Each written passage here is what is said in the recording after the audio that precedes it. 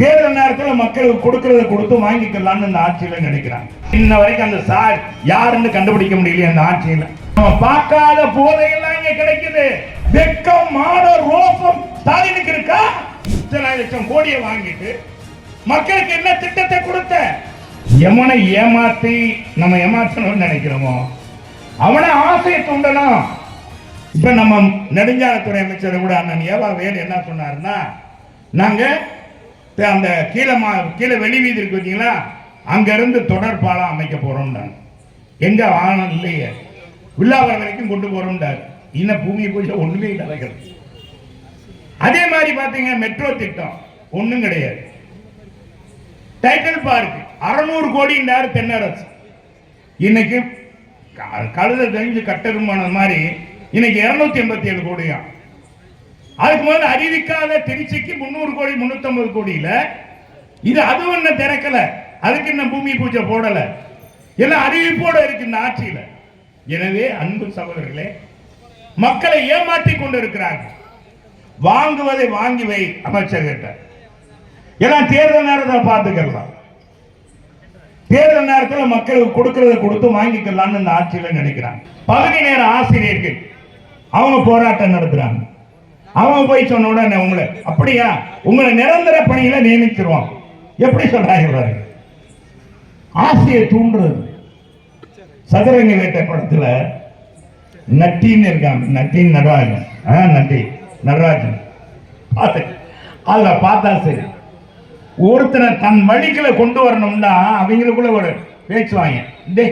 எப்படா உன்னை நம்பினாங்க, எப்படா நீ எங்க ஒரு நாள் இரவுல எங்களுக்கு இவ்வளவு சம்பாதிச்சு கொடு பார்ப்போம் அப்படின்னு கேட்பாங்க. உன்னால 1 கோடி ரூபாய் சம்பாதிக்க முடியுமா, எனக்கு வாய்ப்பு கொடுங்கன்னு சொல்லுவான். எப்படின்னு கேட்பான். எவனை ஏமாத்தி நம்ம ஏமாற்றணும்னு நினைக்கிறோமோ அவனை ஆசையை தூண்டணும். இந்த ஆசையை தூண்டுற வேலையை தாங்க இவங்க செஞ்சாங்க.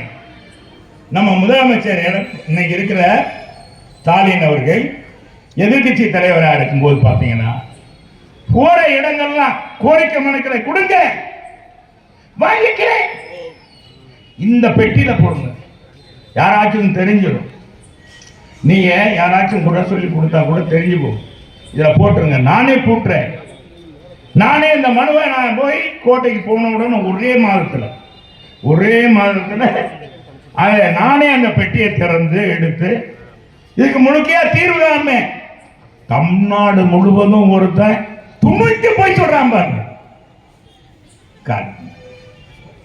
எத்தனைக்கு எத்தனை சொல்றேன் பாத்தீங்களா? எத்தனைக்கு எத்தனை அப்படி வயல்ல மலம் கலக்கப்பட்டத ஒரு உயர்மட்ட குடிநீர் தொட்டியில அதை இன்ன வரைக்கும் கண்டுபிடிக்கியா நீ என்னையா போலீஸ்?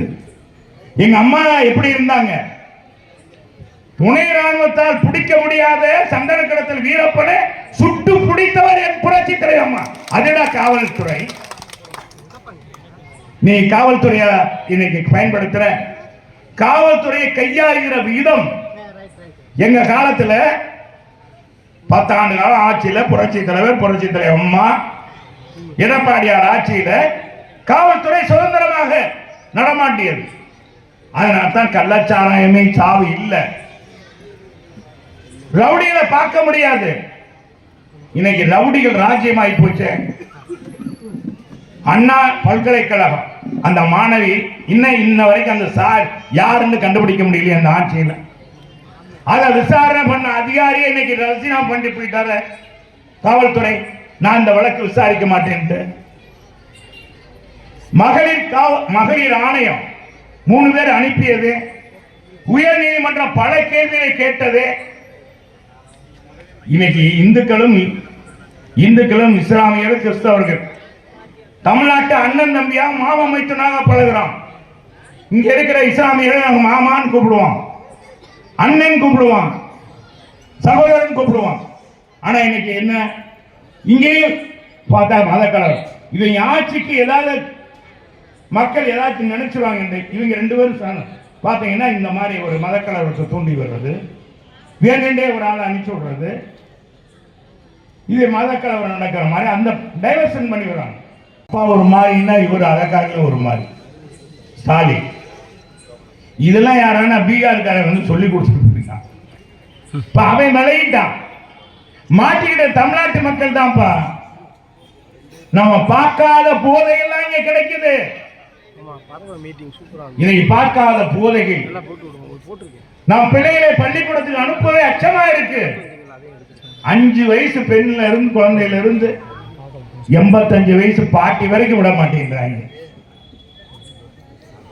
இது மாதிரி ஒரு சம்பவம் தமிழ்நாட்டில் இதுவரைக்கும் நடந்து உண்டா? ஸ்டாலின் அவர்களே உண்டா?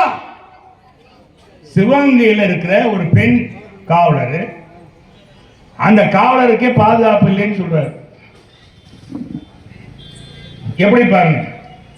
அதே மாதிரி ஏடிஜிபி ரேங்க்ல இருக்க ஏடிஜிபி உதவி ஆய்வாளர் அவங்க சிவகங்கையில, அந்த அம்மாவே பாதுகாப்பு இல்லை, காவல் நிலையத்திலே பாதுகாப்பு இல்லைன்னு சொல்றது. ஏடிஜி பதவி, ஏடிஜி பதவினா மிக உயர்ந்த பதவி. அந்த பதவியில் இருக்கிற காவல் நிலையத்தில் அதிகாரியா இருக்கிற அம்மா தனக்கு உயிர் ஆபத்து, உயிருக்கே ஆபத்து என்று டிஜிபி பண்ணி கொடுக்குறாங்க. சற்று முன் நான் வந்திருந்தா தீக்கு நான் இரையாயிருப்பேன். ஏன் காரணம் என்ன? இந்த காவலர் தேர்ந்தெடுக்கிறது இல்ல, முறைகேடு நடந்திருக்கு, அதை விசாரிங்கன்னு உயர் நீதிமன்றம் சொல்லி இருக்கு. அதை விசாரிச்சு உயர் நீதிமன்றத்துக்கு உண்மை தகவலை சொன்னதற்காக ஒரு உயிரை போகிற அளவுக்கு ஆட்சி நடத்துற கட்சி அந்த துறையை வச்சிருக்கிற நீ முதலமைச்சர் வெக்கம் மான ரோசம் ஸ்டாலினுக்கு இருக்கா? நம்மளை போன்ற குடும்பத்தில் இருந்தவர். அதனால்தான் 4 ஆண்டுகள் ஆட்சி செய்தார். ஏதாச்சும் அவர் காலத்துல பாருங்க எவ்வளவு நிதி வரல அரசாங்கத்துக்கு. எந்த கஜனா வரலங்க. கஜனாக்கு வருவாயே இல்ல, பத்திரப்பதிவு இல்ல, டாஸ்மாக் வருமானம் இல்ல, வரி வருவாய் இல்ல.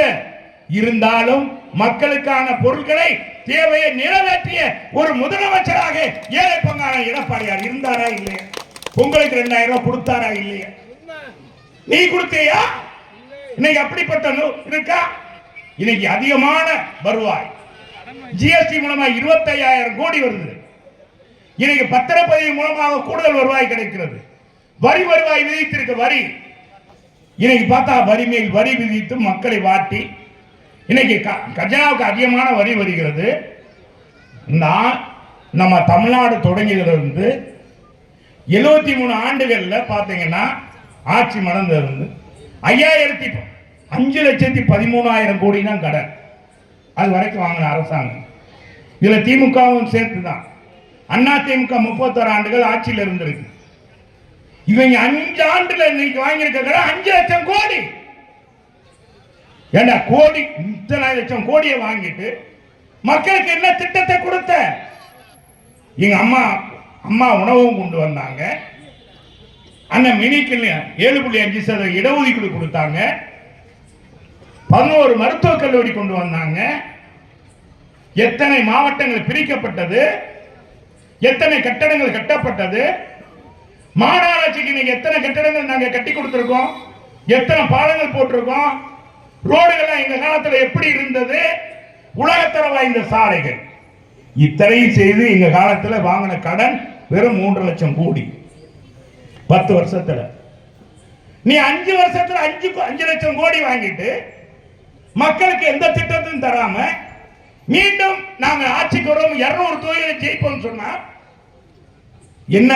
மக்களை ஏமாளிகள் முட்டாள்களாக நினைக்கிறீர்களா? என் அன்பு சகோதரர்களே, புரட்சி தலைவி அம்மா அவர்கள் வீரம் கொண்ட வீரம் அங்கை, விவேகமிக்கவர், அரசியல் ஞானமிக்கவர். அதனால் தான் பெனார்சி பூட்டோ அம்மாவை தேடி கிளாரி கில்டன் அம்மாவை தேடி கோட்டைக்கே வந்தாங்க. கிளாரி கில்டன் அம்மாவோட நேருக்கு நேர் பேசினாங்க. நீ பேச முடியுமா ஸ்டாலினால? அம்மாவை பாராட்டிட்டு போனாங்க. இந்தியாவுக்கு வந்த நீங்கள் ஏன் ஜெயலலிதாவை பார்த்தீங்க தமிழ்நாட்டு முதலமைச்சர் என்று நிபுணர்கள்? அவர் ஒரு சிறந்த அரசியல்வாதி. அவர்கள் நிறைய கற்றுக்கொள்ள வேண்டி இருக்கு. அவர் தமிழ்நாட்டில் பிறந்து விட்டார். அவர் வேற நாட்டில், எங்க நாட்டில் பிறந்தால் அவர் பிரதமர் ஆயிருப்பார்னு சொன்னாரு. இதை காட்டு எங்க அம்மாவுக்கு என்னடா இந்த பிறந்த நாள் பரிசாக நாங்க கொடுக்க போறோம். மறந்தும் இருந்து விடாதீர்கள். இந்த ஆட்சியை அப்புறப்படுத்துவர். இன்னும் 62 வாரங்கள் தான் இருக்கிறது. இந்த 62 வாரங்கள் நீங்கள் தெளிவாக இருக்கணும். திரும்ப நட்டியாக மாறிடுவார் நம்ம ஸ்டாலின். நட்டியாக மாறினாலும் சரி, எதாவாக மாறினாலும் சரி, விடாதீர்கள். தப்பி தவறிவிட்டால் நம் பிள்ளைகளே நமக்கு சொந்தம் இருக்காது. இதுபோன்ற செய்திகளை மேலும் தெரிந்து கொள்ள எங்களது யூடியூப், ஃபேஸ்புக் மற்றும் ட்விட்டர் ஆப்களை சப்ஸ்கிரைப் செய்யவும்.